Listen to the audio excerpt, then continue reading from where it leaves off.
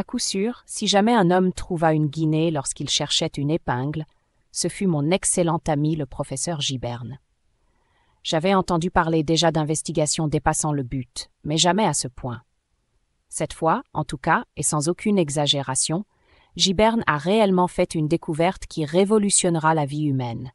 Et cela, quand il cherchait simplement un stimulant nerveux, d'effet général, pour redonner aux personnes languissantes la force de vivre à notre époque d'énergie et de lutte. J'ai déjà goûté plusieurs fois à la drogue et je ne puis mieux faire que de décrire l'effet qu'elle produisit sur moi.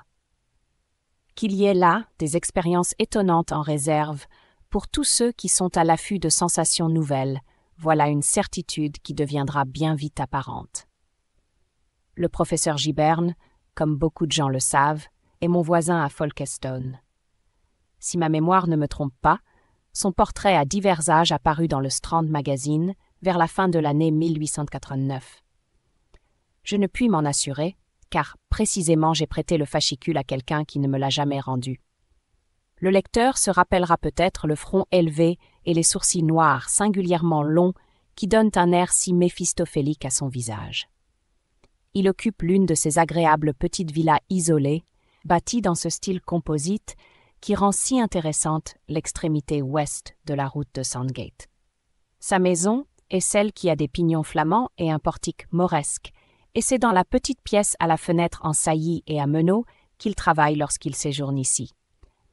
C'est là que le soir nous avons si souvent fumé et bavardé. Il est très fort sur les bons mots, mais en outre, il aime à m'entretenir de ses travaux. Giberne est un de ces hommes qui trouvent une aide et un stimulant dans la conversation. Et c'est ainsi qu'il m'a été donné de suivre la conception du nouvel accélérateur depuis son origine. Il va de soi que la partie la plus importante de ces recherches expérimentales ne se fait pas à Folkestone, mais à Londres, dans le magnifique laboratoire de Gower Street, contigu à l'hôpital, et dont il a été le premier à se servir. Comme chacun le sait, ou du moins comme le savent tous les gens intelligents, le domaine spécial dans lequel Giberne s'est acquis une réputation si universelle et si méritée parmi les physiologistes concerne l'action des drogues sur le système nerveux. Sans rivaux, m'a-t-on dit, sur la question des soporifiques, des sédatifs et des anesthésiques, il est en même temps un chimiste d'éminence considérable, et je suppose que, dans la jungle subtile et compliquée des énigmes qui rayonnent autour de la cellule ganglionnaire et des fibres vertébrales, il a taillé de petites clairières, projeté des clartés qui, jusqu'à ce qu'il juge bon de publier ses résultats, resteront inaccessibles au reste de ses semblables. Dans ces dernières années, il s'est particulièrement adonné à la question des stimulants nerveux, et déjà, avant la découverte du nouvel accélérateur, il avait obtenu de notables succès. La science médicale lui doit pour le moins 3 fortifiants distincts et absolument efficaces, qui sont, pour le praticien, d'une utilité sans rivale. Dans les cas d'épuisement, la préparation connue sous le nom de sirop B de Giberne a sauvé à l'heure actuelle plus d'existence qu'aucun canot de sauvetage sur la côte. Mais pas une de ces petites choses ne me satisfait encore, me dit-il il y a bientôt 1 an. Ou bien elles accroissent l'énergie sans trait, sans affecter les nerfs, ou bien elles augmentent l'énergie disponible en abaissant la conductivité nerveuse. Et toutes sont locales si inégales dans leur effet. L'une réveille le cœur et les viscères, mais stupéfie le cerveau. L'autre agit sur le cerveau à la manière du champagne et ne fait rien de bon pour le plexus solaire. Or, ce qu'il me faut, ce que je veux obtenir, si c'est humainement possible, c'est un stimulant qui stimulera tout, qui vous secouera pendant un certain temps depuis la tête jusqu'à l'extrémité du gros orteil, qui vous placera, au point de vue de l'activité vitale, dans la proportion de 2 contre 1 chez le commun des mortels. 1. Voilà la chose que je cherche. Cette suractivité sera éreintante, opinai-je, sans aucun doute, et vous mangerez 2 ou 3 fois autant et le reste à l'avenant. Mais songez donc à ce que cela signifie. Imaginez que vous possédiez une fiole comme ceci. Il souleva un petit flacon verdâtre avec lequel il se mit à souligner ses phrases.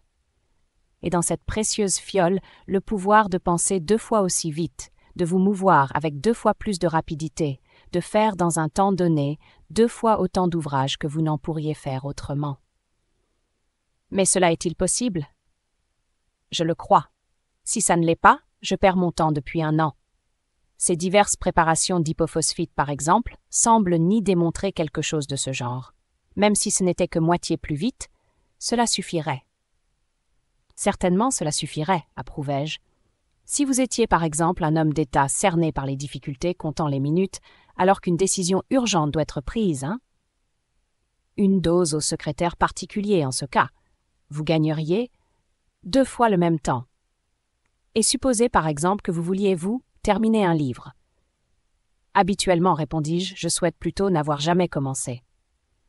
Ou un médecin harassé qui veut faire appel à toute sa science et à toutes ses facultés devant un cas mortel, ou un avocat, ou un candidat passant un examen.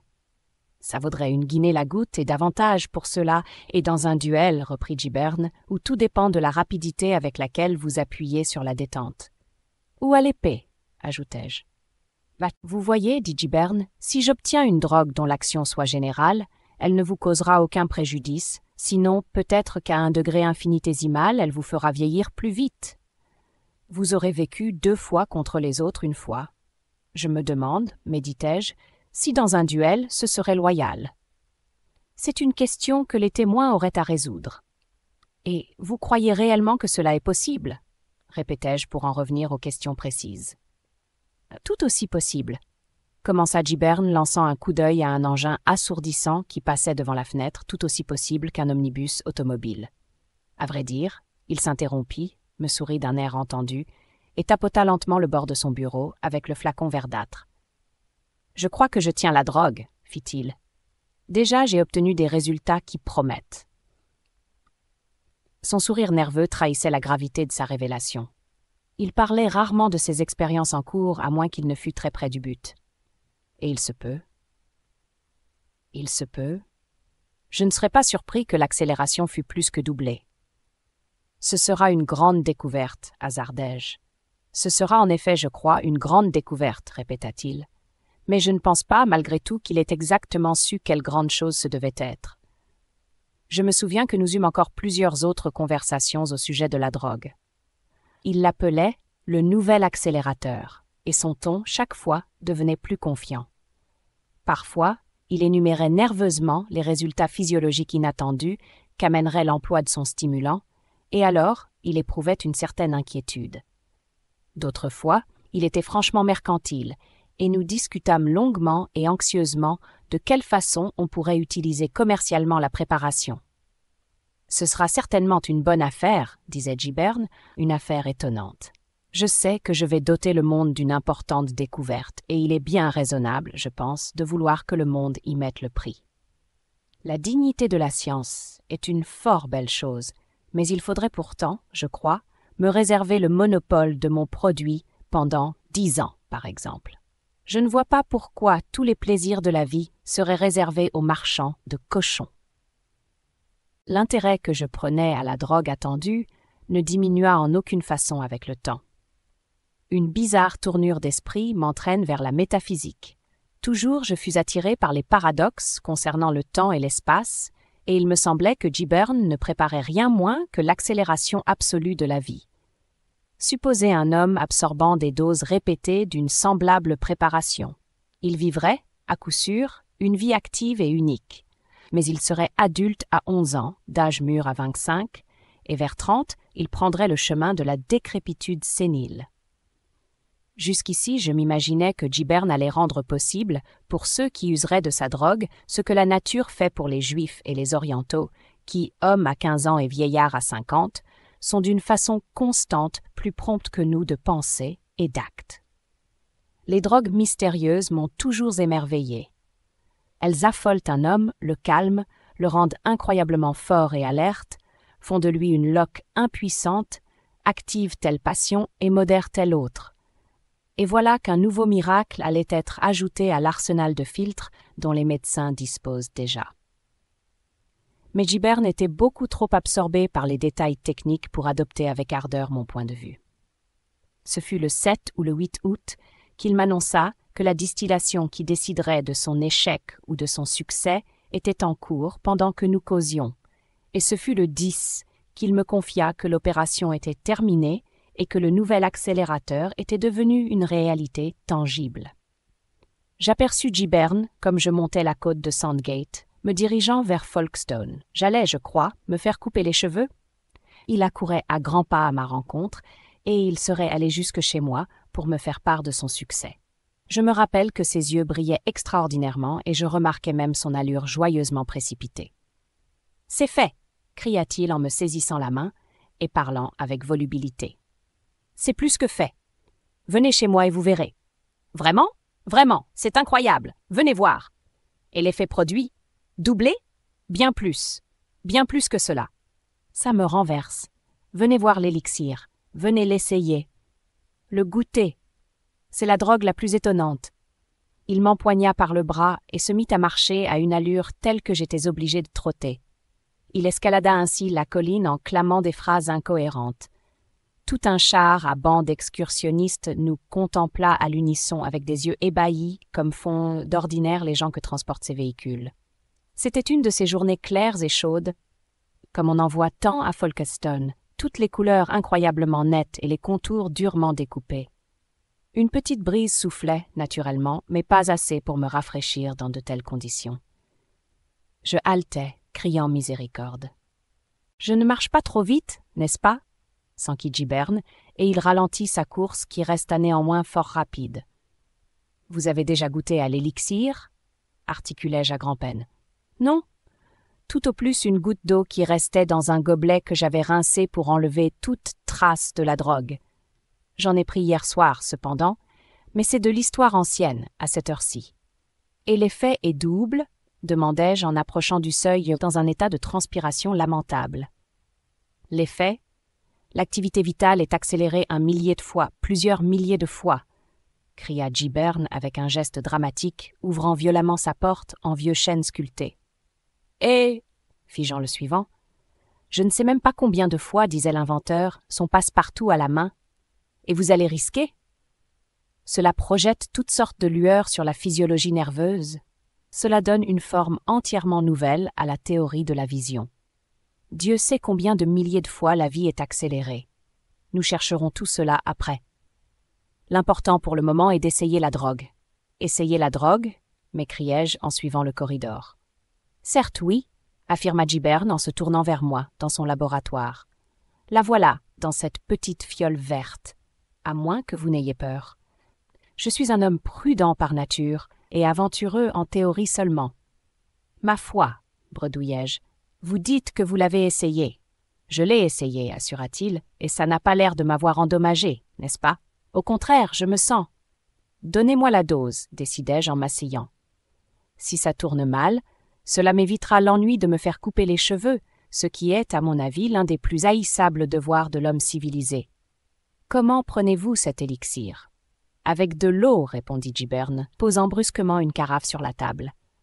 Il restait debout devant son bureau, me contemplant, tandis que j'étais allongé dans son fauteuil. C'est une drôle de mixture. Vous savez, ajouta-t-il. Je fis un geste rassurant. Il continua. Je dois vous avertir d'abord qu'aussitôt que vous l'aurez avalé, il faudra fermer les yeux et ne les rouvrir qu'avec beaucoup de précaution, au bout d'une minute ou deux. On continue à voir.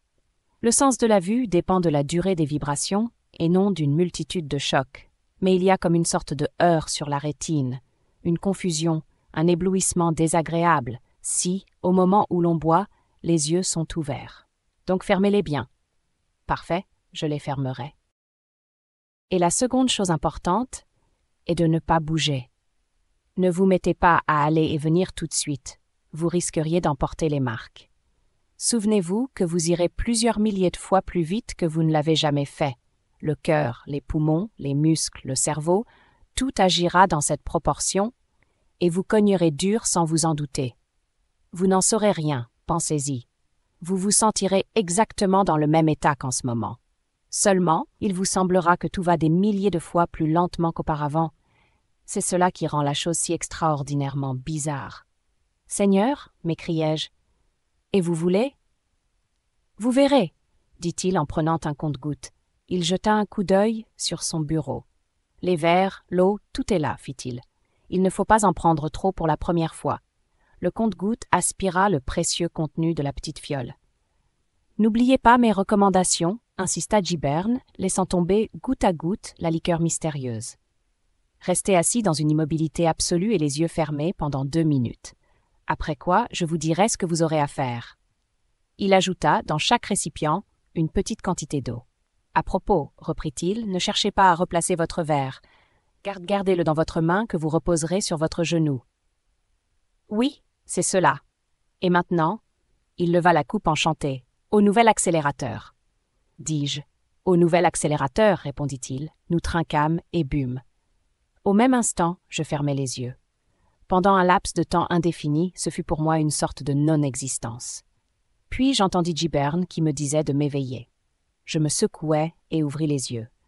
Debout à la même place, il tenait toujours son verre à la main, mais ce verre était vide et c'était la seule différence. « Eh bien » fis-je. « Rien de dérangé ?»« Rien. Un léger sentiment d'exhilaration, ou peut-être, pas autre chose. »« Les bruits ? Tout est tranquille, assurai-je. »« Sapristi, oui, tout est tranquille, excepté cette espèce de faible clapotement pit-pat, comme de la pluie qui tombe sur des objets différents. Qu'est-ce ? Des bruits analysés, dut-il me répondre, mais je n'en suis pas bien sûr. Il jeta un coup d'œil vers la baie vitrée. Avez-vous jamais vu un rideau de fenêtre fixé de cette façon ? J'avais suivi la direction de son regard. L'extrémité du rideau restait suspendue et roide comme empesée, et on eût dit qu'elle s'était subitement arrêtée de claquer au vent. Non, dis-je, en effet, c'est bizarre. Et cela, fit-il. Il ouvrit brusquement la main qui tenait le verre. Naturellement, je clignai de l'œil, m'attendant à voir le verre s'écraser à terre. Mais, bien loin de se briser, il ne sembla pas même bouger. Il se maintenait en l'air, immobile. Dans nos latitudes, et pour parler d'une façon générale, commença le professeur Giberne, un objet qui tombe franchit 16 pieds dans la première seconde de sa chute. Ce verre tombe en ce moment à la vitesse de 16 pieds à la seconde.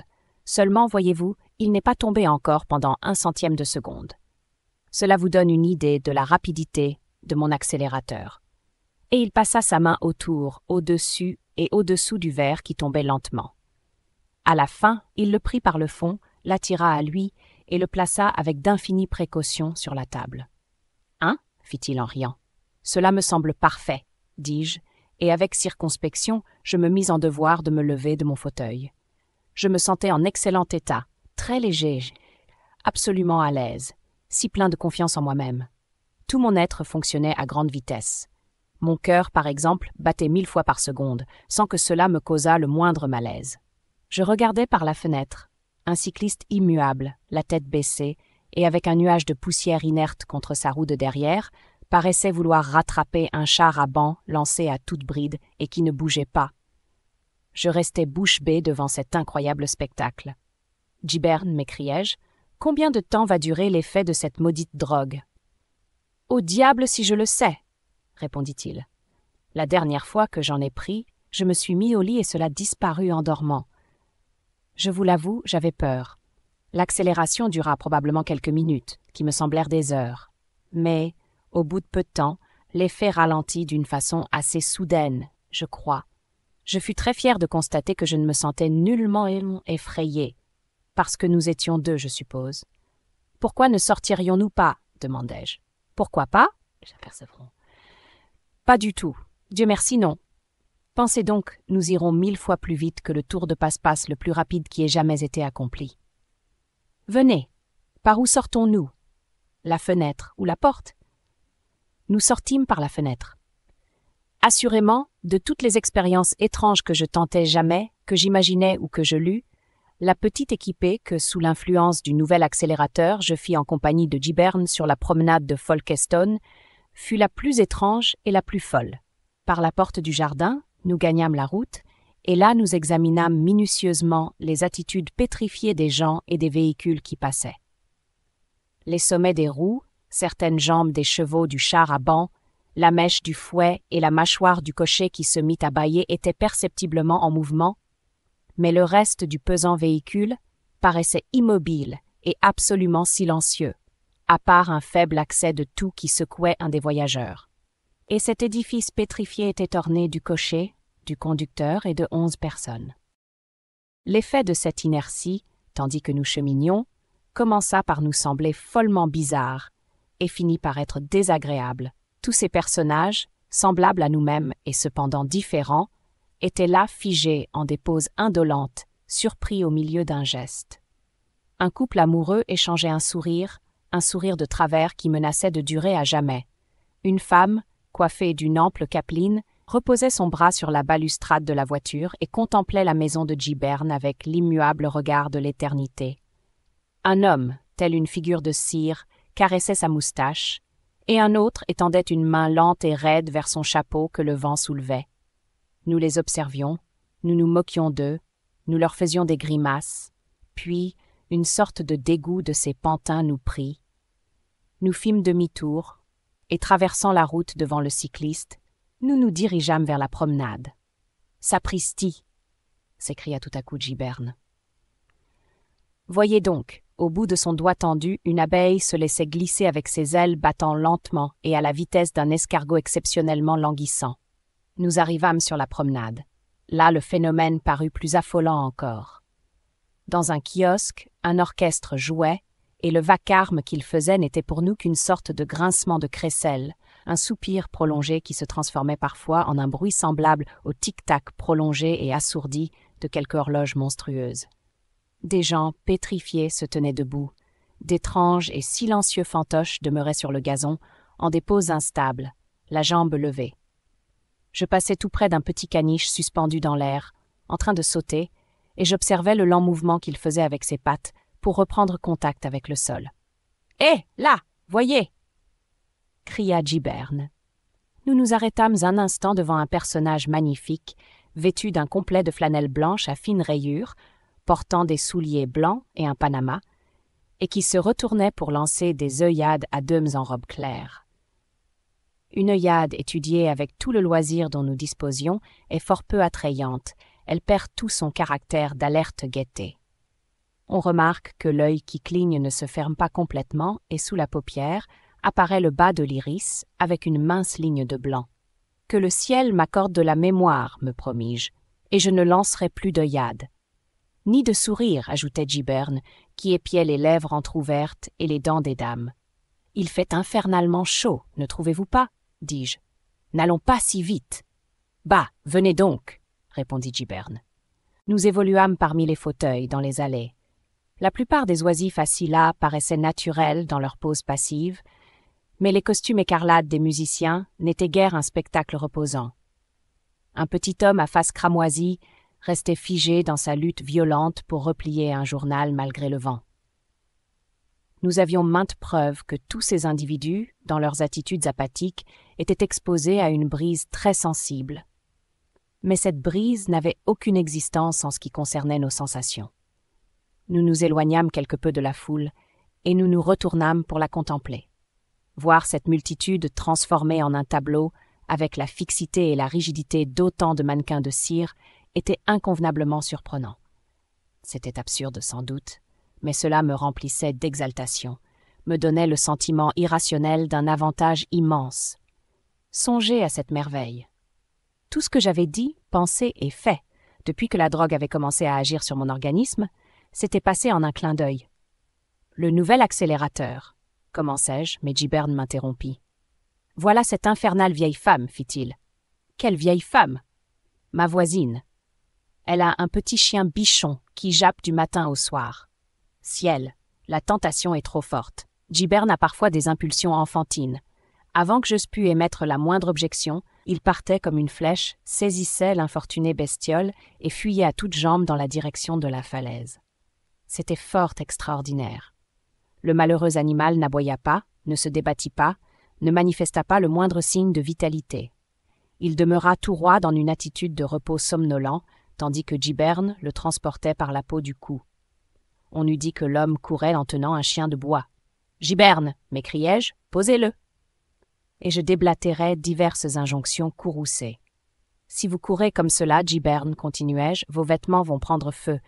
Déjà votre pantalon de toile commence à roussir. » Il abattit sa main sur sa cuisse et hésita au bord de la falaise. « Giberne !» ordonnai-je en le rejoignant. « Posez ce chien. Cette chaleur est excessive parce que nous courons trop fort. 4 ou 5 kilomètres à la seconde. le frottement de l'air. Quoi? Fit-il, en jetant un coup d'œil au chien. Le frottement de l'air, hurlai-je. Le frottement de l'air. Nous allons trop vite, comme des bolides. Trop chaud, Giberne. Giberne. Ça me démange partout et je transpire. On voit les gens qui remuent légèrement. Je crois que l'effet de la drogue se ralentit. Posez ce chien à terre. Hein? L'effet se ralentit, répétai-je. Nous avons trop chaud et l'effet se ralentit. Je suis trempé. Il me regarda avec des yeux écarquillés, puis se tourna vers l'orchestre dont le bruit de crécelle commençait à s'accélérer. Enfin, son bras décrivit un large cercle et le chien partit en tournoyant, toujours inanimé, pour aller achever sa course au-dessus des ombrelles rapprochées d'un groupe de dames en grande conversation. Giberne m'avait saisi le coude. « Sapristi! Je crois que ça se ralentit. Une sorte de brûlure qui démange et... » Oui, cet homme remue son mouchoir, d'une façon perceptible. Il faut filer d'ici, et promptement. Mais nous ne pûmes filer assez promptement, et heureusement pour nous, car si nous avions couru, je crois que nous aurions pris feu. Presque à coup sûr, nos vêtements se seraient enflammés. Ni l'un ni l'autre, nous n'avions songé à cela, vous comprenez. Mais avant même que nous nous fussions mis à courir, l'effet de la drogue avait cessé. Ce fut l'affaire d'une fraction infime de seconde. L'effet du nouvel accélérateur cessa comme un rideau qu'on tire. Il s'évanouit en un geste de la main. J'entendis la voix de Giberne terriblement alarmée. « Asseyez-vous, commanda-t-il. » Brusquement, je m'assis sur l'herbe au bord de la falaise, éprouvant encore cette sensation de brûlure, et à l'endroit où je me suis assis, l'herbe est encore grillée. Au même instant, la stagnation ambiante parut se réveiller. Les vibrations désarticulées de l'orchestre se rassemblèrent en une rafale de musique. Des promeneurs abaissèrent leurs pieds et marchèrent. Les drapeaux et les papiers se mirent à claquer au vent. Des sourires se transformèrent en paroles. Le beau personnage acheva son œillade et continua complaisamment son chemin. Et tous les gens assis remuèrent et jacassèrent. Le monde entier s'était remis à vivre, à aller aussi vite que nous, ou plutôt c'est nous qui n'allions pas plus vite que le reste du monde. On eût dit le ralentissement d'un train qui entre en gare. Pendant une seconde ou deux, tout sembla tourbillonner, je ressentis une très passagère nausée, et ce fut tout. Le petit chien, qui avait paru rester suspendu dans son vol, tomba avec une subite accélération à travers l'ombrelle d'une dame. C'est ce qui nous sauva. Un vieillard corpulent, étendu dans son fauteuil, tressaillit à notre vue. Il nous regarda ensuite par intervalles avec un œil soupçonneux, et finit, je crois, par s'entretenir à notre sujet avec sa garde-malade. Mais, à part lui, je doute qu'une seule personne ait remarqué notre soudaine apparition. Plop! Nous dûmes être visibles brusquement. Presque aussitôt nous cessâmes de roussir, encore que l'herbe sous moi fût désagréablement chaude. L'attention de chacun, y compris l'orchestre, qui, seule et unique fois dans ses annales, joua faux, l'attention de chacun était accaparée par un fait stupéfiant et par un tumulte et des aboiements plus stupéfiants encore. Un bichon respectable et trop gras dormant tranquillement sur le côté et du kiosque était tombé soudain sur le côté ouest, à travers l'ombrelle d'une dame, avec des poils légèrement grillés à cause de l'extrême vélocité de sa course dans l'air. Et cela, en ces temps absurdes où tout le monde veut être aussi psychique, aussi naïf et aussi superstitieux que possible. Les gens se levèrent, se bousculèrent, se renversèrent. Des fauteuils furent culbutés et le gardien de la promenade accourut. Comment l'affaire s'arrangea, je l'ignore. Nous étions bien trop anxieux de nous en tirer et d'échapper au regard inquisiteur du vieillard pour nous attarder à des questions. Dès que nous fûmes suffisamment refroidis et remis de notre vertige, de nos nausées et de notre confusion d'esprit, nous nous levâmes et, contournant la foule, nous allâmes passer derrière le gigantesque hôtel Métropole pour regagner la maison de Giberne. Mais, au milieu du tumulte, j'entendis très distinctement le monsieur qui était assis à côté de la dame à l'ombrelle crevée employer des termes et des menaces injustifiables envers l'un des surveillants des chaises. « Si ce n'est pas vous qui avez lancé ce chien, qui est-ce alors ?» Le retour du mouvement et du bruit familier et notre compréhensible inquiétude à propos de nous-mêmes. Nos habits étaient encore brûlants et le devant des jambes du pantalon blanc de Giberne était tout roussi. m'empêchèrent de recueillir, comme je l'aurais voulu, des observations minutieuses. À vrai dire, je ne fis sur ce retour aucune observation ayant une valeur scientifique quelconque. L'abeille, naturellement, n'était plus là. Je cherchais des yeux le cycliste, mais il était déjà hors de vue quand nous débouchâmes sur la route de Sandgate, ou bien les voitures nous le cachaient. Le chat à banc, toutefois, avec tous ses excursionnistes vivants et remuants, dégringolait à vive allure au long du parvis de la prochaine église. Nous remarquâmes, en rentrant, des traces de brûlures sur l'appui de la fenêtre que nous avions enjambée pour sortir, et les marques de nos pas sur le gravier étaient plus profondes qu'à l'ordinaire. C'est ainsi que j'expérimentais pour la première fois le nouvel accélérateur. En réalité, nous avions été de ci de là, disant et faisant toutes ces choses dans l'espace d'une seconde ou deux. Nous avions vécu une demi-heure pendant que l'orchestre jouait peut-être 2 mesures. Mais l'effet produit sur nous fut que le monde entier s'était arrêté pour se laisser plus commodément observer. À tout prendre, et en considérant surtout combien il était téméraire de nous aventurer hors de la maison, l'expérience aurait certainement pu être plus désagréable qu'elle ne le fut. Elle démontra, sans doute, que Giberne avait encore beaucoup à apprendre avant de nous donner une préparation aisément maniable, mais la possibilité d'obtenir cet élixir fut prouvée au-delà de tout argument. Depuis cette aventure, il s'est constamment efforcé de trouver un mode d'emploi facilement contrôlable et à diverses reprises et sans le moindre résultat fâcheux, j'ai pris, sous sa direction, des doses mesurées. Toutefois, j'avoue que je ne me suis pas encore risqué au dehors pendant que la drogue agit. Je puis mentionner par exemple que ce récit a été écrit sous son influence, en une seule fois et sans autre interruption que quelques secondes pour grignoter un peu de chocolat. J'ai commencé à 6h25 et ma montre indique en ce moment 1 minute après la demi. La possibilité de s'assurer une longue traite de labeur sans arrêt pendant une journée pleine de rendez-vous et d'occupations extérieures est une commodité qu'on ne saurait trop apprécier. Giberne travaille maintenant au dosage quantitatif de la préparation avec proportions graduées selon ses effets particuliers sur des types différents de constitution. Il espère découvrir un retardateur avec lequel il diluera le pouvoir actuel, plutôt excessif, de sa drogue. Le retardateur aura nécessairement l'effet contraire de l'accélérateur. Employé seul, il permettra au patient d'étendre quelques secondes sur plusieurs heures du temps ordinaire et de conserver ainsi une inaction apathique, une quasi-immobilité, dans une ambiance très animée et irritante. Ces 2 découvertes provoqueront nécessairement une révolution complète dans la vie civilisée. Ainsi approche notre délivrance de ce vêtement du temps dont parle Carlyle. Cet accélérateur nous permettra de nous concentrer avec une puissance considérable sur chaque instant, sur chaque occasion qui exige toute notre vigueur et toutes nos facultés, tandis que le retardateur nous mettra à même de passer dans une tranquillité passive les pires heures de difficulté et d'ennui. Peut-être suis-je un peu optimiste au sujet de ce retardateur qui n'est pas encore découvert, mais aucun doute n'est possible concernant l'accélérateur. Son apparition sous une forme commode, contrôlable et assimilable n'est plus qu'une affaire de quelques mois. On pourra se le procurer chez tous les droguistes et les pharmaciens, en petites fioles vertes, à un prix très élevé, mais en aucune façon excessif si l'on considère ses merveilleuses qualités. Il s'appellera accélérateur nerveux de Giberne, et l'inventeur espère être à même de le fournir de 3 forces différentes, à 200, à 900 et à 2000 degrés, variétés qui se distingueront respectivement par des étiquettes jaunes, roses et blanches.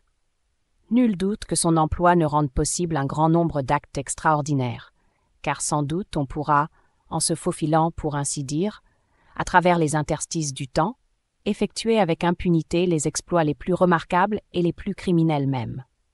Comme les préparations puissantes, l'accélérateur sera susceptible d'abus. Nous avons toutefois discuté très à fond cet aspect de la question et décidé que c'est là purement une matière de jurisprudence médicale, entièrement en dehors de nos attributions. Nous fabriquerons et vendrons l'accélérateur, et quant aux conséquences, nous verrons.